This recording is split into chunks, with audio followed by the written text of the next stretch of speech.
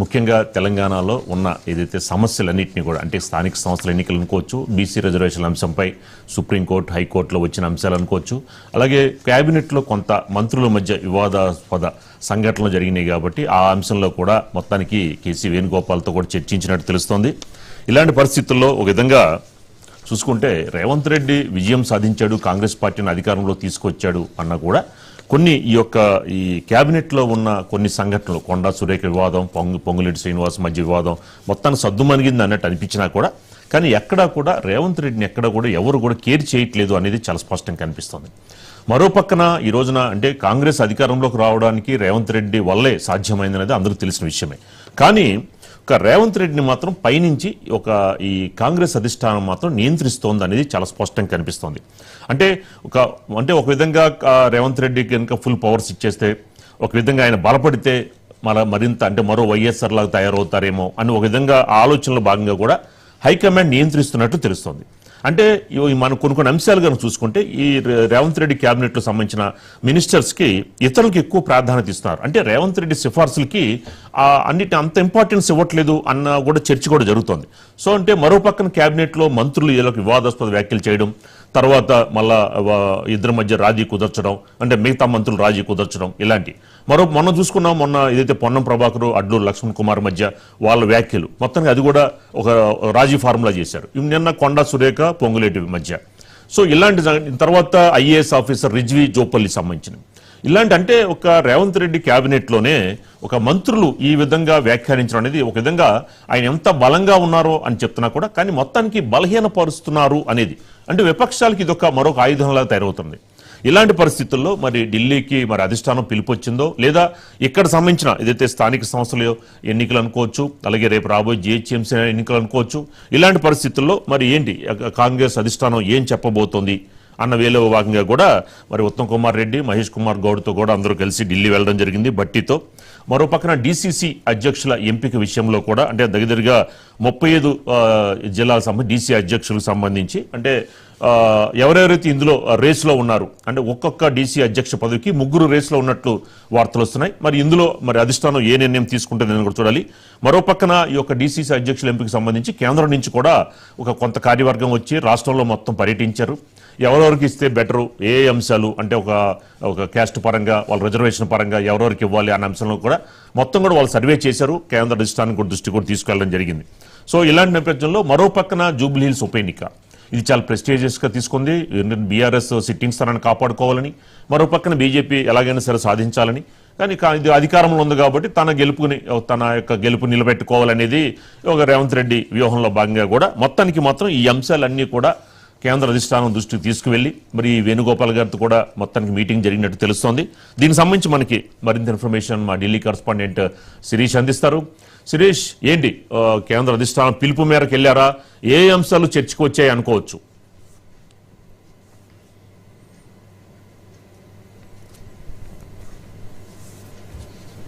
4-5 రోజుల క్రితమే రాష్ట్ర నాయకత్వానికి సమాచారం కూడా అందింది. ఎందుకంటే ఇప్పటికే డీసీసీ అధ్యక్షుల్ని ఫైనలైజ్ చేసేందుకు అబ్జర్వర్లను నియమించారు. అబ్జర్వర్లు ఇచ్చిన నివేదిక పైన డిస్కషన్ జరిగింది. గత 2-3 రోజుల నుంచి వివిధ రాష్ట్రాలకు సంబంధించి డీసీసీ అధ్యక్షుల నియామకం, వివిధ నియామకాలకు సంబంధించి వరుసగా సమావేశాలు జరుగుతున్నాయి.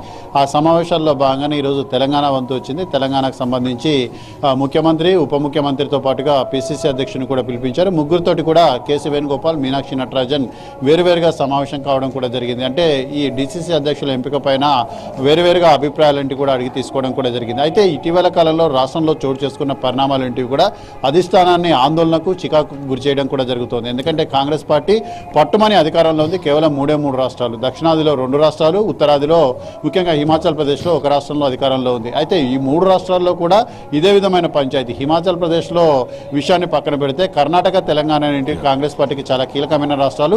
ఈ కీలకమైన రాష్ట్రాల్లో విపక్షాల నుంచి కంటే స్వపక్షం నుంచే వ్యతిరేకత కానీ, చికాకు కానీ, గందరగోళం కానీ ఎదురవుతున్న పరిస్థితి అనేది కూడా ఉంది.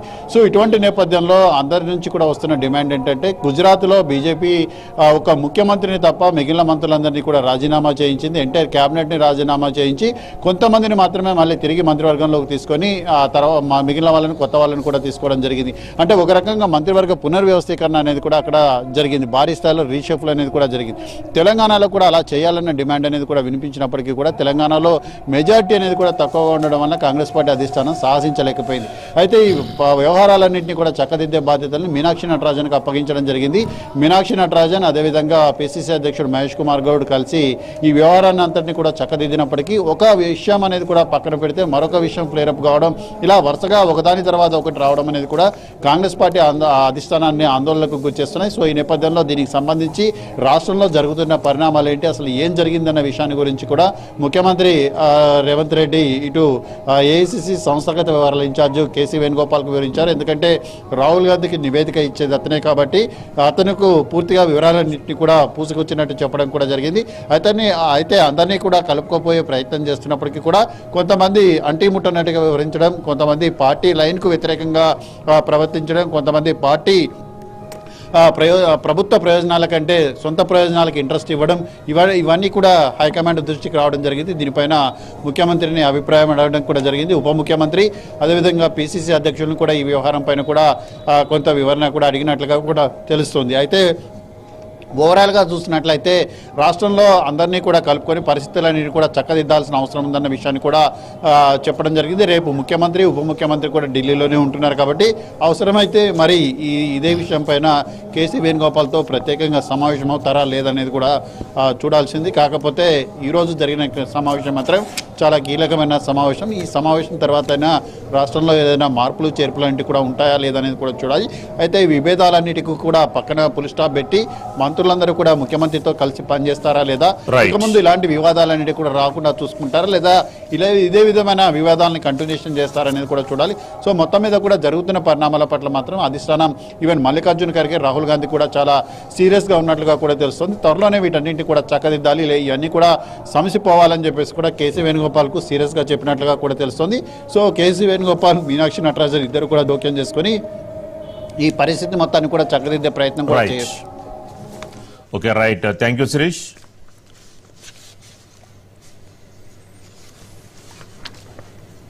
సో నెక్స్ట్ టాపిక్ చూసుకుంటే మెగాస్టార్ ఫోటో మిస్యూజ్ 30 మందికి నోటీసులు. ఈ యొక్క చిరంజీవి గారు దీనికి